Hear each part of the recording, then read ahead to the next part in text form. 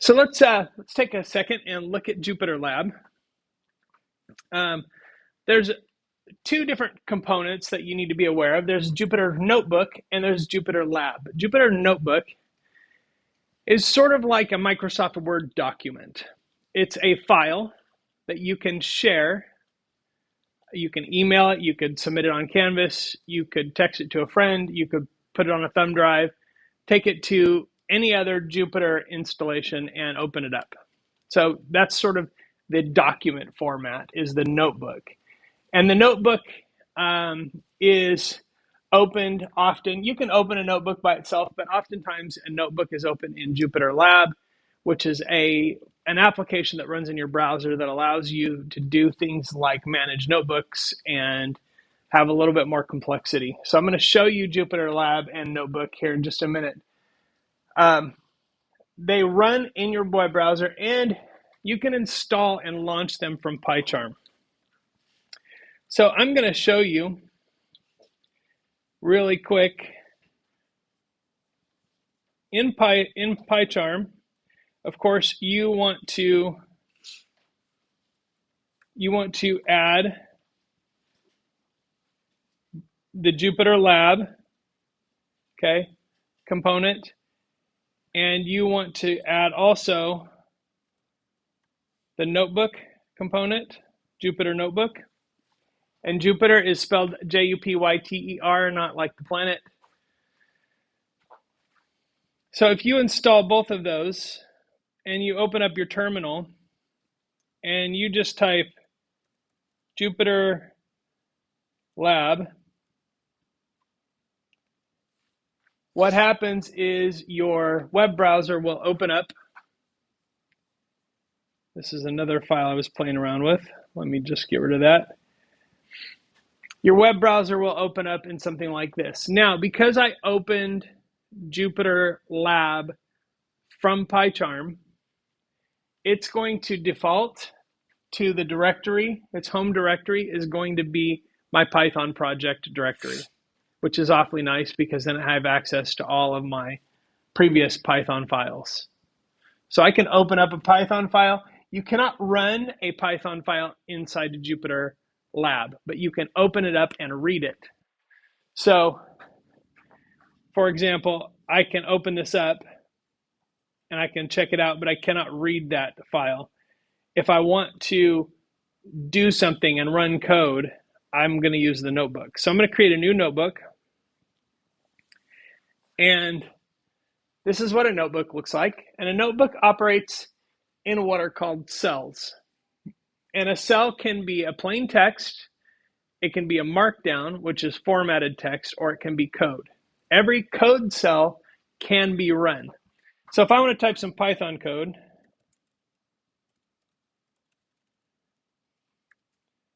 okay, notice it didn't autocomplete or put the other bracket on for me or anything. I have to do it all myself. But if I do that and I hit Control Return, it will execute that code for me. The nice thing about this is that it remembers things. So if I say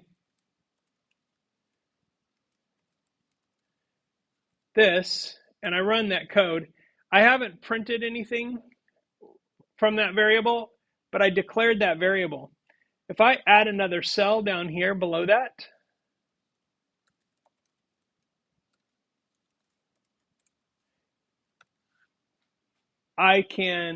it will remember what happened up here. So if I import something up here, I can use it anywhere down that notebook. But it's really nice for trying out code, and I can delete cells whenever I want. And you can do some very complex things in here,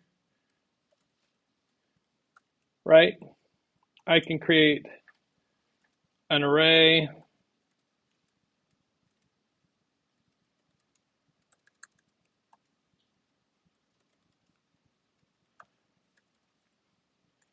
And then I can create a loop for str name in AR names,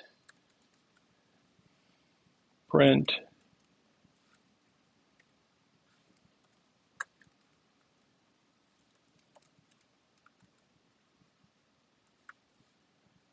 Okay, when I run that, oops, I forgot the I in high, but you get the idea. So when I run that, I have access to this stuff. This is really, it's fine for trying out some different programming techniques or playing around with stuff. It can be pretty useful for learning some of these things. I'm sorry the font's not very big. I know it's hard to read from back there. But the thing that it's really nice is when you can use this for playing with data. And I can go, so I can see that I did this incorrectly. I can go back, and if I rerun that, it'll fix it. And you can collapse these sections down if you want. So there's a lot of things you can do here that is very, very useful. And like I said, most of what we've done in this class will actually work. Okay, so if I can take this code from this Python file, put it in here, and when I run that, it'll actually do the interactive part of it. So it'll ask for the name and then do that. So it can do interactive, it can do basically anything you ran that had a command line there will work just fine. You can't necessarily use a module or like Pygame or a graphical user interface like TK, but anything that you're doing that involves basic computing will work just fine. And some of those things will surprisingly work just fine also. And so even some of these, again, I just can take that straight into the code and run it, and it works just fine. But if for things like this, where I'm trying to figure something out or I need to play around with it, those iterations are really useful. Okay, so that's really, really nice. And this runs in my web browser. You can see it's running as if it's a website that's served up by my own computer. So what PyCharm does when I launch this is it actually, you can see it has a server that's running right now that's serving those web pages. And it actually, if I quit PyCharm, that server will stop working, and then I'll get all kinds of errors in my Jupyter notebook. Now, I've also figured out how to stand up something called Jupyter Lite, which is a subset of that actually runs in your web browser, and it's served from my own website. There's a link to this in Canvas because I don't think the Jupyter server or the Jupyter notebook will install properly and run on these computers. But if you go to Canvas, you can actually look at this link here, link to a Jupyter Lite notebook. It'll actually link you to this. Now, when you open it, none of these files are going to be here because it saves files on your local computer using your web browser's storage. So you won't have any files there, but you can play around with it and try some things out. And so that's there for you as well. But Jupyter Notebook is really, really useful.